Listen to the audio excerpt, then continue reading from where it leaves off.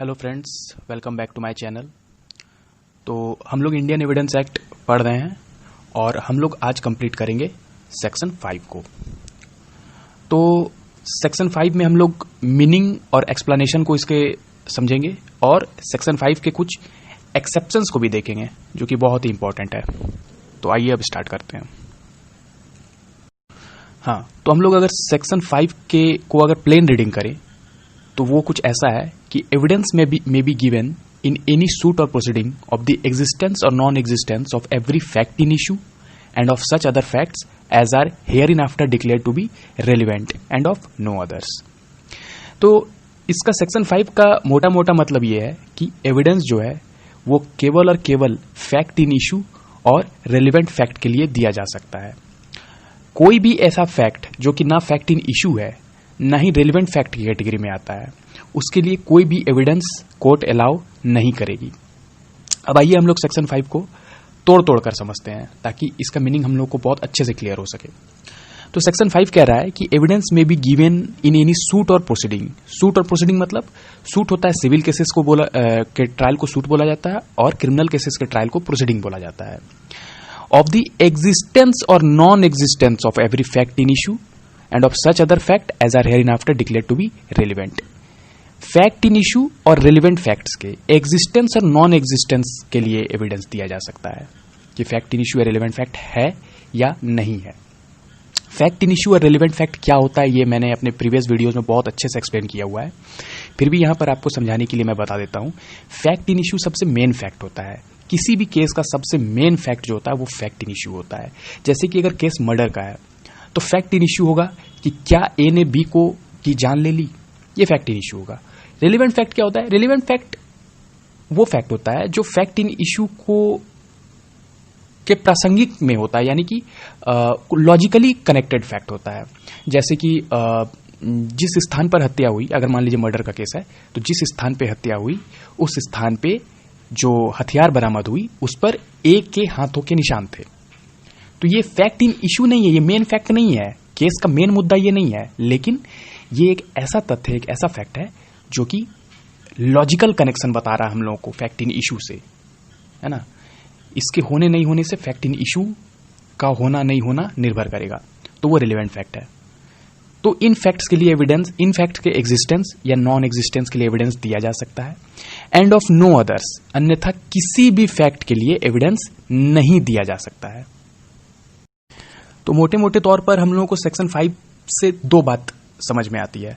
पहला ये कि किसी भी रेलिवेंट फैक्ट के लिए ही केवल रेलिवेंट फैक्ट या फैक्ट इन इशू के लिए ही केवल एविडेंस दिया जा सकता है, और दूसरा ये कि कोई भी ऐसा फैक्ट जो कि ना कि फैक्ट इन इशू है ना कि रेलिवेंट फैक्ट है उसके लिए एविडेंस नहीं दिया जा सकता है। तो आइए अब सेक्शन 5 के एक्सेप्शंस को देखते हैं। तो ये एक्सेप्शंस को दो कैटेगरी में बांटा गया है। पहला कैटेगरी जो है वो ये कहता है कि where evidence can be given of facts not relevant, यानी कि ये जो कैटेगरी एक्सेप्शंस की है सेक्शन 5 की, ये वो एक्सेप्शंस है जो बताएंगे कि कब कब नॉन रेलिवेंट फैक्ट के लिए, यानी कि फैक्ट इन इशू भी नहीं है और रेलिवेंट फैक्ट भी नहीं है, फिर भी एविडेंस कोर्ट अलाउ करेगी। और दूसरा हम लोगों का जो एक्सेप्शंस होगा वो उस कैटेगरी का होगा जिस कैटेगरी में ये बताया जाएगा कि किस किस केसेस में एविडेंस नहीं दिया जा सकता है, जबकि फैक्ट भले ही रेलिवेंट हो या फैक्ट इन इशू ही क्यों ना हो, लेकिन उसके लिए एविडेंस कोर्ट अलाउ नहीं करेगी। तो आइए अब एक्सेप्शंस को भी हम लोग देख लेते हैं। तो आइए सबसे पहले हम लोग देखते हैं कि कब कब कोर्ट नॉन रेलिवेंट फैक्ट्स के लिए भी एविडेंस अलाउ करेगी, यानी कि फैक्ट्स भले ही फैक्ट इन इशू ना हो, रेलिवेंट फैक्ट भले ही ना हो, लेकिन फिर भी उसके लिए एविडेंस अलाउ होगा कोर्ट में पेश करना। तो ये सबसे पहला इसका एग्जाम्पल है। सबसे पहला है ये इस सेक्शन 165 इंडियन एविडेंस एक्ट का सेक्शन 165 पैराग्राफ 1 अगर आप पढ़िएगा तो उसमें साफ साफ बताया गया है कि जो जज बैठा हुआ होता है कोर्ट में, उनको अगर प्रॉपर प्रूफ अगर उनको चाहिए, है ना, या फिर उनको अगर कुछ ठोस जानना है विटनेसेस से, तो उस केस में वो रेलिवेंट और इररेलिवेंट कुछ भी क्वेश्चन विटनेस से कर सकते हैं, है ना। अगर हम लोग प्लेन रीडिंग करें सेक्शन 165 पैरा 1 का तो वो समझ में आ जाता है कि द जज में इन ऑर्डर टू डिस्कवर और obtain proper proof of relevant facts, ask any question, किसी भी तरह का क्वेश्चन पूछा जा सकता है, ही प्लीजेज, जो उनकी इच्छा हो, in any form, at any time, of any witness, किसी से भी, कभी भी, और of the parties, about any fact, relevant और इरेलीवेंट, किसी भी फैक्ट के बारे में पूछ सकते हैं वो, चाहे वो रिलेवेंट हो चाहे वो इरेलीवेंट हो। और जाहिर तौर पर जिस फैक्ट के बारे में पूछ सकते हैं उसका एविडेंस भी वो अलाउ करेंगे। तो ये हम लोगों को क्लियर हो गया सेक्शन 165 पैरा 1।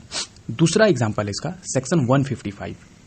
देखिए, अगर कोर्ट में कोई भी गवाह आता है, कोई भी विटनेस आता है जो कि फैक्ट इन इश्यू या रिलेवेंट फैक्ट पर गवाही देने के लिए आया है, तो हम लोग जो है या जो अपोजिट पार्टी है वो उस गवाह का, उस विटनेस का क्रेडिट को ही इम्पीच कर सकती है, यानी कि उसके जो क्रेडिबिलिटी है उसी पर सवालिया निशान खड़ा कर सकती है, और उसके लिए कोई भी एविडेंस कोर्ट में दिया जा सकता है, भले ही वो डायरेक्टली फैक्ट इन इश्यू या रिलेवेंट फैक्ट से रिलेटेड कोई एविडेंस ना हो।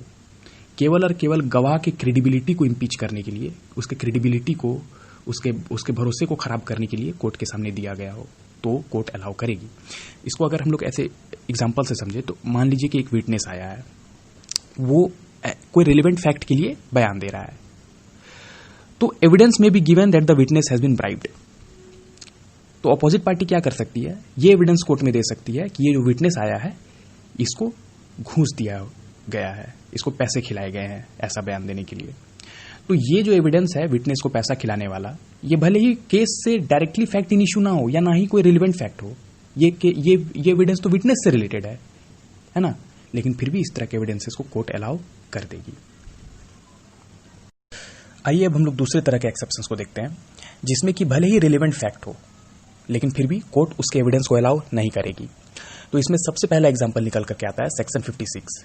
इसको कहा जाता है जुडिशियली नोटिसेबल फैक्ट्स, यानी कि कुछ ऐसे फैक्ट्स होते हैं, अगर आप सेक्शन 56 को पढ़िएगा तो उसमें पूरा लिस्ट दिया हुआ है, उसमें बताया गया है कि कुछ ऐसे फैक्ट्स हैं जिसके लिए कोई एविडेंस देने की जरूरत ही नहीं है। एक्चुअली में कोर्ट उसको पहले से ही जानती है, कोर्ट का काम है उसको जानकर रखना। जैसे कि इंडिया का ज्योग्राफी क्या होगा, इंडिया में कौन कौन से लॉ अप्लाई होंगे, इंडिया में कौन कौन से लोग गेजेटेड ऑफिसर हैं, इंडिया के किस किस कंट्री के साथ अच्छा टर्मिनोलॉजी है, किस किस कंट्री के साथ एनिमिटी है। तो बहुत सारे ऐसे फैक्ट्स होते हैं जो कि फेस्टिवल्स कौन कौन सा होगा, नेशनल फेस्टिवल्स कौन कौन से होंगे, जिसके लिए आपको कोर्ट में अगर उस पर कोई सवाल उठ गया, भले वो रिलेवेंट क्वेश्चन हो, भले वो रिलेवेंट फैक्ट हो, तो उसके लिए आपको एविडेंस देने की जरूरत ही नहीं है, वो कोर्ट को खुद समझना चाहिए वो सब चीजें। अब दूसरा इसका एक्सेप्शन है सेक्शन 58। इसका मतलब है कि ऐसे फैक्ट्स जो रिलेवेंट हैं लेकिन पार्टीज ने, अपोजिट पार्टीज ने उसको एडमिट कर लिया है, वो मान लिया है कि हाँ भाई ये सही है, तो फिर उसके लिए एविडेंस देने की जरूरत ही नहीं है, भले वो रिलेवेंट फैक्ट हो। अगर अपोजिट पार्टी ने ये एडमिट ही कर लिया है कि हाँ भैया मेरे मन में इंटेंशन था कि मैंने बी की हत्या की, अगर ए ने इस बात को एडमिट ही कर लिया तो अब इसके लिए एविडेंस देने की जरूरत ही नहीं है। तो इस केस में रिलेवेंट फैक्ट होने के बाद भी एविडेंस देने की जरूरत नहीं पड़ेगी, कोर्ट एविडेंस अलाउ नहीं करेगी। इसका तीसरा एक्सेप्शन है प्रिविलेज्ड कम्युनिकेशन। तो इंडियन एविडेंस एक्ट में सेक्शन 121 से लेकर के 131 तक ये जो 10 सेक्शन है, इसमें पूरा का पूरा लिस्ट बताया गया है कि कौन कौन सा कम्युनिकेशन प्रिविलेज्ड कम्युनिकेशन होगा। प्रिविलेज्ड कम्युनिकेशन मतलब कि ऐसे दो लोगों के बीच का बातचीत जो कि भले ही रिलेवेंट हो लेकिन फिर भी उस पर एविडेंस नहीं दिया जा सकता है, उसको प्रिविलेज्ड कम्युनिकेशन कहा जाता है। मैं अपने आने वाले वीडियोस में इस चैप्टर पर बहुत ही एक्सप्लेन्ड वीडियो बनाऊंगा। तो इसका अगर प्रमुख कुछ एग्जांपल से समझे तो communication between husband and wife और communication between lawyer and client. देखिए, हस्बैंड और वाइफ के बीच का जो भी कम्युनिकेशन होता है, आपस में जो भी बातचीत होती है, वो उसका सबूत कोर्ट में नहीं दिया जा सकता है, भले वो रिलेवेंट फैक्ट हो। ठीक उसी तरह लॉयर और उसके क्लाइंट के बीच जो भी आपस में बातचीत होती है, उसका भी एविडेंस कोर्ट में नहीं दिया जा सकता है, भले ही वो बातचीत रिलेवेंट हो। तो हम लोग ये एक्सेप्शंस भी समझ गए जहां पर फैक्ट रिलेवेंट हो फिर भी उसका एविडेंस कोर्ट अलाउ नहीं करेगी, और हम लोग ऐसे एक्सेप्शंस को भी समझ गए जहां पर भले ही फैक्ट रिलेवेंट ना हो लेकिन उसके लिए कोर्ट एविडेंस अलाउ कर सकती है।